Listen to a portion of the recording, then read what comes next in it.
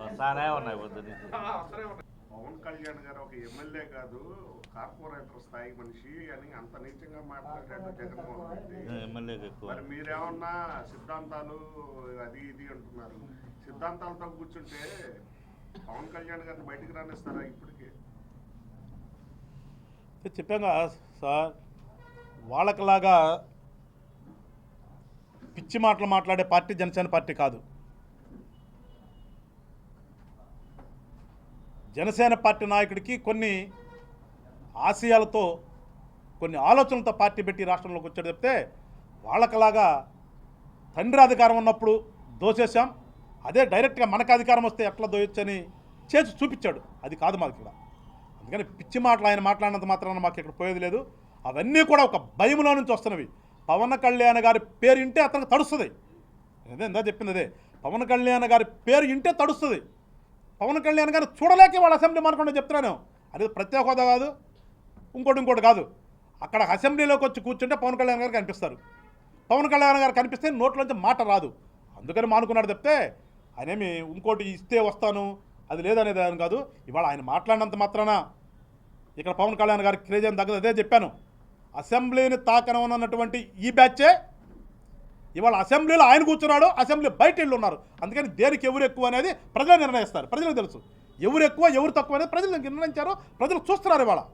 So అందుకని ఆయన మాట్లాడిన దానికి ఆయన అన్నాడు కానీ చెప్పి నేను అవసరం కూడా లేదు. మొన్నటికి మొన్న గొడవలెప్ప తీసుకొడతాను అది ఇది అని చెప్పినని భయంకరంగా మాట్లాడాడు. నేనేమన్నా ఈ మాట మాట్లాడాడు అంటే ఆయన అసలు మామూలుగా ఉన్నాడా లేకపోతే ఇంకేదన్నా? మీరు అన్నట్టుగానే ఆయన ఒక భయంలో ఉన్నాడు. పవన్ అనగానే ఉలికపడుతున్నాడు. ఆ భయంలో నుంచి వస్తున్నటువంటి మాటలు ఏదో మాట్లాడుకుంటూ పోతే ఏదో ఒకటి అంటారు కదని చెప్పేసి ఏదో ఒకటి మాట్లాడాలి. కానీ ఏం మాట్లాడుతున్నాడో స్పృహ లేని మాటలు మాట్లాడుతున్నాడు. కాబట్టి ఆ స్పృహ లేని మాటలకి మేమేదో పెద్దగా దాని గురించే మాట్లాడాల్సిన అవసరం లే. మాట్లాడిన దాన్ని మేము ప్రజలకి చెప్పే ప్రయత్నమే చేస్తామని చెప్తే అతను తిడతానికి నేను ప్రెస్ మీట్ పెట్టలా. అతను అన్నాడు కదని చెప్పేసి అతను స్పృహ లేని మాటలు మాట్లాడుతున్నాడు. ఆ స్పృహ లేని మాటలన్నీ కూడా వాళ్ళ ప్రజలు అర్థం చేసుకుంటారు. మళ్ళా చెప్తున్నారు శ్రీధర్ గారు, ఎవరు ఎక్కువ ఎవరు తక్కువ అనేది వాళ్ళు చెప్తారు. అదే మళ్ళీ పదే ఇవాళ అసెంబ్లీలో ఎవరున్నారు, అసెంబ్లీ బయట ఎవరున్నారు. సో ఆయన అన్నట్టుగా కార్పొరేటర్ కంటే ఎవరు ఎక్కువ, ఎమ్మెల్యే కంటే ఎవరు తక్కువ, ఒకసారి ఆయనే మళ్ళా సాయంత్రం చూసి ఆయన అన్న మాటల మీద ఆయనే సమాధానం ఆయనే చెప్పుకోవాలి.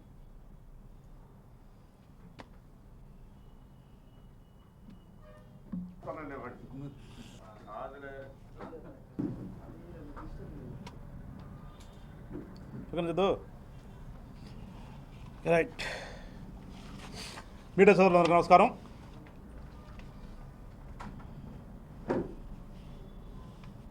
పాపం జగన్మోహన్ రెడ్డి గారు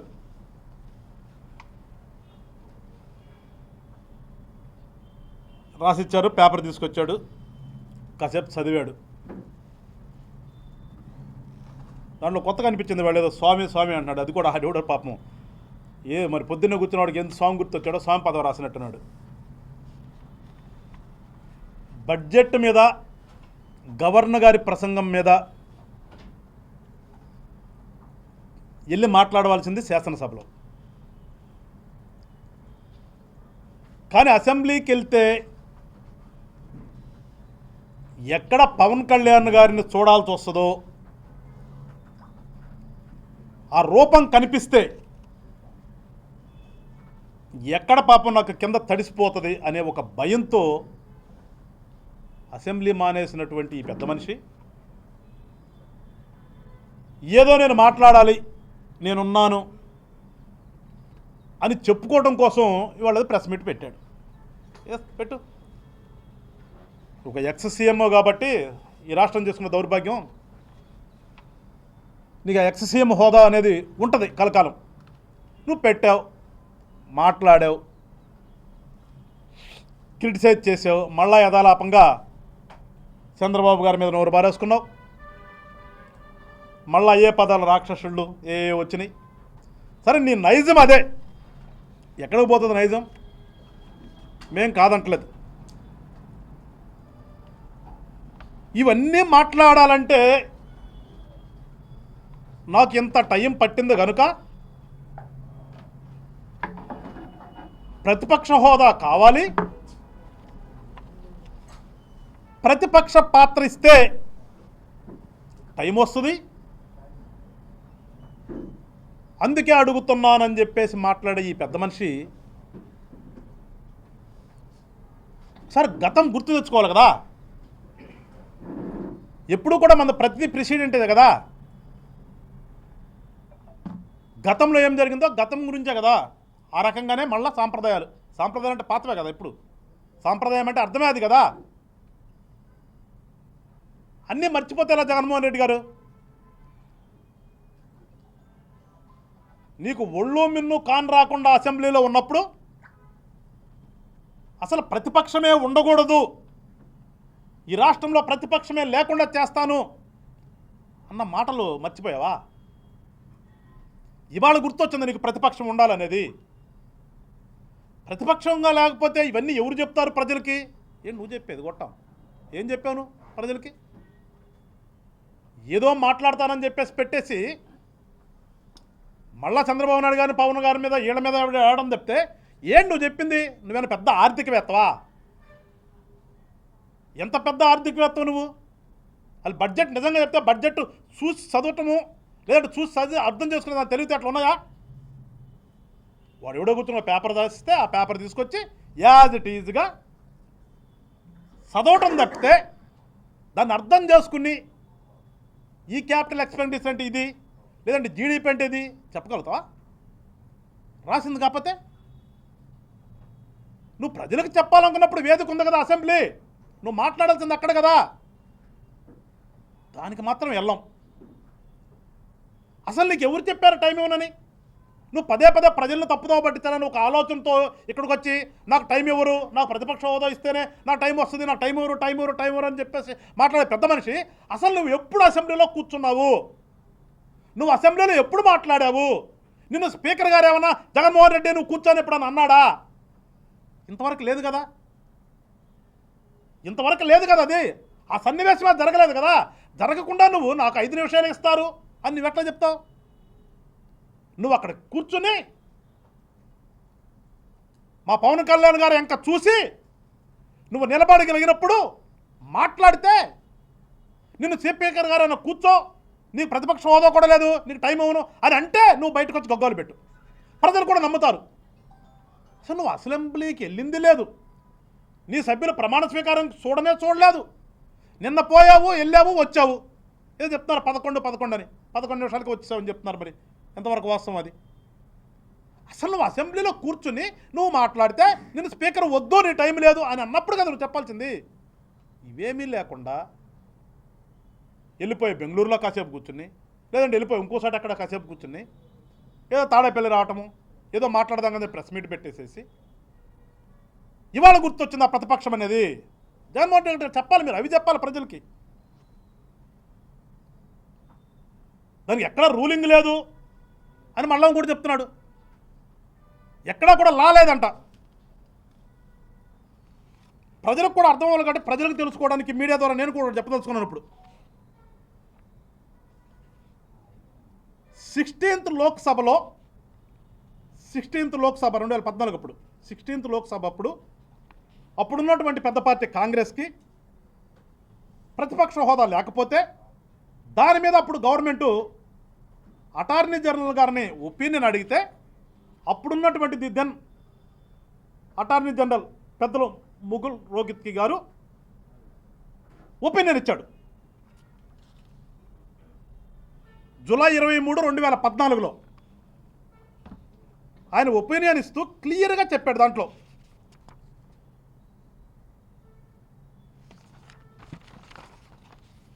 ఆ డైరెక్షన్స్ ప్రకారం ఫస్ట్ లోక్సభలో ఉన్నటువంటి 1956 అప్పుడు ఉన్నటువంటి లోక్సభ స్పీకర్ అయినటువంటి జీవి మల్వాంకర్ గారు పెద్దలు ఆయన ఇచ్చినటువంటి అప్పుడు ఉన్నటువంటి డైరెక్షన్స్ ప్రకారం, అంటే ఫస్ట్ లోక్సభలో డైరెక్షన్స్ ప్రకారం డైరెక్షన్ 121 ప్రకారం క్లియర్గా ఉంది. దాంట్లో 121 ప్రకారం క్లియర్గా కండిషన్స్ ఫర్ రికగ్నిషన్ దాంట్లో ఇచ్చిన దాని ప్రకారం ఇక్కడ 1/10 ఉండాలనేది క్లియర్గా ఉంది లోక్సభ ప్రకారం. ఆ డైరెక్షన్స్ ప్రకారం 1/10 ఉంటేనే అది అపోజిషన్ లీడర్గా గుర్తింపు ఇవ్వచ్చు అనేది క్లియర్గా మెన్షన్ చేశాడు ఆయన. దాంట్లో ఉన్నదే, ఆయన మెన్షన్ చేయటం కదా, ఆ ఒపీనియన్లో అప్పుడు ఇచ్చాడు క్లియర్గా. Direction 121 deals with consideration of certain principles for coming to a decision for recognition in Direction 120 above. Subrule C 121 provides that parliamentary party must have a strength equal to the quorum required for constituting a sitting of the house, which is 1/10 of the total number of members of in Lok Sabha అనేది క్లియర్గా ఇచ్చాడు. ఉన్నటువంటి సభ్యుల్లో 1/10 ఉండాలనేది clear. అది opposition లీడర్కి recognise చేయాలంటే ఎక్కడ లేదని నువ్వు ఎట్లా చెప్తావు? పెద్ద మనిషి, ఇంగ్లీష్ మీడియం కదా ఇది, నీ సలహాదారులు ఎవరు తీసుకొచ్చి చూడలేదు. ఇది మేము చెప్తున్నది కాదు. ఇది ఇవన్నీ పార్లమెంట్ చట్టం, ఇది చట్టం చేసింది ఫస్ట్ లోక్సభలో. మళ్ళీ చెప్తున్నాం 1956లో అప్పుడున్నటువంటి ఫస్ట్ లోక్సభ స్పీకర్ గారు జీవి మల్వాంకర్ గారు ఇచ్చినటువంటి డైరెక్షన్స్ ప్రకారం 121 డీల్స్ చేస్తుంది. ఈ లోక్సభలో అపోజిషన్ పార్టీకి గుర్తింపు ఇవ్వాలంటే ఏ రకంగా ఇవ్వాలి? ఇది స్పీకర్ ఇష్టం కూడా కాదు. ఇది రూల్ ఉంది, ఆ రూల్ ప్రకారం ఇవ్వాలి. స్పీకర్ అవునంటే అవును, కాదంటే కాదంటే కుదరదు. ఇవన్నీ పెట్టుకుని నువ్వు వచ్చేదో అబద్ధాలు చెప్పేద్దామని ఎట్లా జగన్మోహన్ రెడ్డి గారు ఎట్లా అంటావు? అక్కడ కనిపిస్తుంది కదా, దాని ప్రకారం నీకు లేదు, ఇవ్వలేదు. కానీ నువ్వు ఒక ఎమ్మెల్యేవు కదా, నువ్వు మాజీ సీఎం అవు కదా, నువ్వు అసెంబ్లీకి వెళ్ళి కూర్చుని మాట్లాడి నాకు టైం కావాలంటే నీకేమైనా ఇవ్వనన్నారా? ఆ రాపించుకెళ్ళే పేపర్ ఏదో ముందు రోజు రాపించుకుని పోవాయి అక్కడికి అసెంబ్లీకి. నీకు ఎట్లాగ రాసిస్తారు కదా వాళ్ళు, ఆ రాసిచ్చిందే తీసుకెళ్ళి చదువు.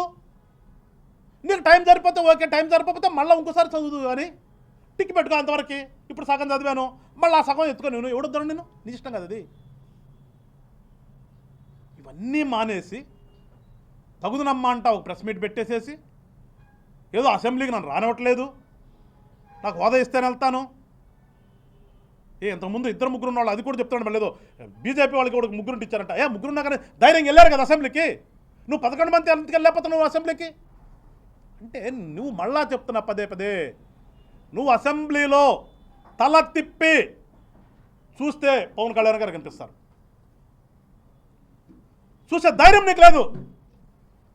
నువ్వు వెళ్ళావంటే ఇక్కడ ఇదే సూప్లో అట్లాగా కూర్చోవాలి, మళ్ళీ అట్లాగా బయట రావాలి. కుదరదు కదా, మనిషివి కదా, ఆర్గాన్స్ పనిచేస్తున్నాయి కదా. తల పొరపాటును తిరిగితే ఆయన ఎక్కడ కనిపిస్తాడో ఈ భయం పట్టుకుంది జగన్మోహన్ రెడ్డిలో. ఆ భయంలో నుంచి వచ్చిన మాట వాళ్ళు క్లియర్గా అడిగారు నిన్ను. అంటే నువ్వు పదే పదే మాట్లాడుతున్న దాని మీద పవన్ కళ్యాణ్ గారు ఆ రోజున అసెంబ్లీలో చెప్పారు క్లియర్గా. ఇక్కడ మనకు ఆ సిస్టమ్ లేదు, మేము ఎప్పుడు మాట్లాడే సిస్టమే మాట్లాడతాం. నీకులాగా నోటుకు వచ్చింది మాట్లాడడం, పిచ్చి మాటలు మాట్లాడడం. ఆడవాడు పిచ్చాడు ఒక పేపర్ రాసిస్తే ఆ పిచ్చి దాన్ని తీసుకొని చదవం. విఘ్నత ఉంది ఇక్కడ మాకు. ఎవరైనా చెప్పినా కానీ 1-10 సార్లు చెక్ చేసుకునే మాట్లాడతాడు పవన్ కళ్యాణ్ అనే వ్యక్తి. నీకులాగా ఎవరో ఏదో రాసిచ్చిందని తీసుకొని చదవడం. అందులో అడిగిన దానికి చెప్పాడు. 40% వచ్చింది కదా ఓటింగు అన్న దానికి, ఓటింగ్ పర్సంటేజ్ బట్టి మనకు సిస్టమ్ లేదు, మనకి సీట్లే సిస్టమ్. ఇక్కడ ఓటింగ్ పర్సంటేజ్ని బట్టి జర్మనీలో ఉంది కాబట్టి అక్కడికి వస్తుంది, కానీ ఇక్కడ రాదు. ఇక్కడ మనకు సీటే లెక్క, ఎంత పర్సంటేజ్ వచ్చిందో కాదు, ఎన్ని సీట్లు వచ్చిందనే మనకు లెక్క. కాబట్టి ఆయన చెప్పాడు, ఉన్న సిస్టమ్ని చెప్పాడు. దానికి నువ్వు విలేకరు అడిగిన దానికి అంత భయం ఎందుకు నీకు? అంత ప్రెస్టేషన్ ఎందుకు నీకు? పిచ్చి మాటలు మాట్లాడతావు. చాలా ఛాలెంజ్ చేశారు జగన్మోహన్ రెడ్డి గారు. అసెంబ్లీ తాకనవమన్నారు మీ వాళ్ళంతా. పవన్ కళ్యాణ్ అనే వ్యక్తిని అసెంబ్లీ గేటు ముట్టనవమన్నారు. మర్చిపోయావా? ఇవాళ గేటుని బద్దలు కొట్టి నేను అనగానే గౌరవప్రదంగా గేట్లు తీసి స్వాగతం పలికేటటువంటి ఒక ఉప ముఖ్యమంత్రి హోదాలో ఇవాళ అసెంబ్లీలో అడుగుపెట్టాడు. ఇవాళ 21 స్థానాల్లో పోటీ చేస్తే 21 స్థానాలను గెలిచి ప్రపంచంలో ఎక్కడా లేని విధంగా చరిత్ర సృష్టించాడు. ఇవాళ నువ్వేం మాట్లాడతాను? అని గురించి మాట్లాడే అర్హత ఉందా నీకు? అంత దమ్ముందా నీకు? నువ్వు మాట్లాడదని చెప్తున్నాం. తాకనివ్వనన్న చాటే గౌరవంగా ఇల్లు కూర్చున్నాడు. వెళ్ళి నుంచున్న అన్ని సీట్లు గెలిచాం. ఎవరు ఎక్కువ ఎవరు తక్కువ? జగన్మోహన్ రెడ్డి గారు గుర్తెచ్చుకో, ఎవరు ఎక్కువ ఎవరు తక్కువ. నీకులాగా పిచ్చి మాట్లాడే పరిస్థితి మా దగ్గర లేదు. మాకు విఘ్నత ఉంది. నేను ఇంకా కూడా ఒక ఎక్స్ సీఎంగా గౌరవిస్తున్నాం, ఒక ఎక్స్ ఎంపీగా గౌరవిస్తున్నాం, ప్రజెంట్ ఒక ఎమ్మెల్యేగా గౌరవిస్తున్నాం. నాకు కాకపోతే నీకు మించినటువంటి మాటలు మాకొచ్చు. నీ గురించి చెప్పాలంటే చాలా చెప్తాం. నిన్ను పోల్చాలంటే చాలా రకరకాలుగా పోల్చొచ్చు. దొంగలను కంపేర్ చేయొచ్చు నీతో, ఎందుకంటే నీ మీద ఉన్న కేసులన్నీ కూడా దొంగ కేసులే. గజ దొంగను మించినటువంటి గజ దొంగల కంటే ఎక్కువ నువ్వు రాజకీయ నాయకుడిగా పనికిరానటువంటి వాడు కింద లెక్కేసుకోవచ్చు. నిన్ను పోలికలు కాదు ఇక్కడ.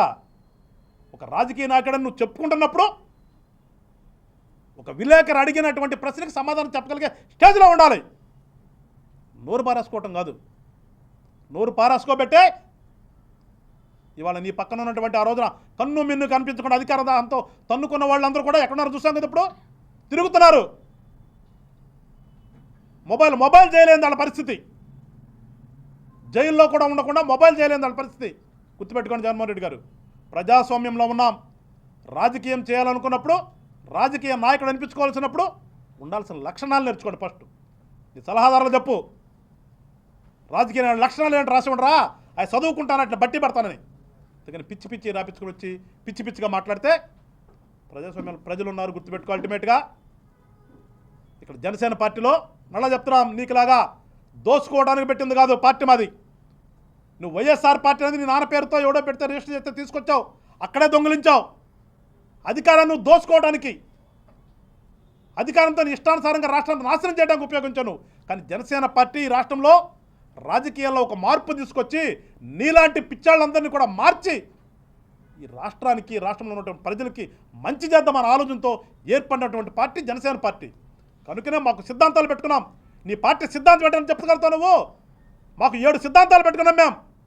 నీకు సిద్ధాంతం లేనటువంటి పార్టీ నువ్వు వచ్చే మాట్లాడతావు. నీ సిద్ధాంతం ఏంటి? నువ్వు అధికారం అంటే ఏ రకంగా దోసుకోవచ్చు, ఏ రకంగా వేరే రాజకీయ పార్టీ నాయకులను ఇబ్బంది పెట్టచ్చు అనేది నీ సిద్ధాంతాలని.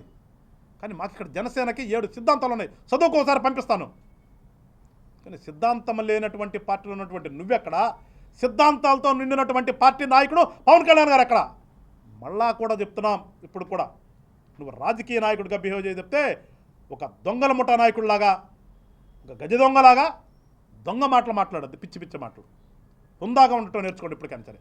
రాజకీయ నాయకుడు అన్నవాడు హుందా ఉండాలి, ప్రజల కోసం ఉండాలి. అవి నేర్చుకోమని చెప్పి జగన్మోహన్ రెడ్డికి మరొకసారి చెప్తూ మళ్ళా చెప్తున్నాను, ప్రజలారా, జనసేన పార్టీ ఈ రాష్ట్రంలో ఒక సరికొత్త రాజకీయాలు, ప్రజలకు మంచి చేసే రాజకీయాలు చేయటం కోసమే ఏర్పడింది. కాబట్టి ఒకసారి మీరు జనసేన పార్టీని ఆశీర్వదించండి. రానున్నటువంటి రోజుల్లో ఖచ్చితంగా ఈ రాష్ట్రంలో ఇంకా మార్పులు వస్తాయి. ఈ రాష్ట్రంలో ఇంకా మార్పులు వస్తాయి. ఆ మార్పులు అనేవి రాష్ట్ర అభివృద్ధి కోసం, రాష్ట్రంలో ఉన్న ప్రజల యొక్క సుఖశాంతుల కోసమే ఉంటాయి తప్పితే వాళ్ళకిలాగా ప్రజల సొమ్ముని కొట్టేసి దాచుకోవడానికి ప్రయత్నం చేసే పార్టీ మాత్రం జనసేన పార్టీ కాదని చెప్పేసి ప్రజలందరూ గమనించండి. మరొకసారి పవన్ కళ్యాణ్ గారికి అండగా ఉండండి. ఈ రాష్ట్రాన్ని బాగు చూసుకుందామని చెప్తూ జై హింద్, జై జనసేన. ఏందండి పవన్ కళ్యాణ్ గారు ఒక కార్పొరేట్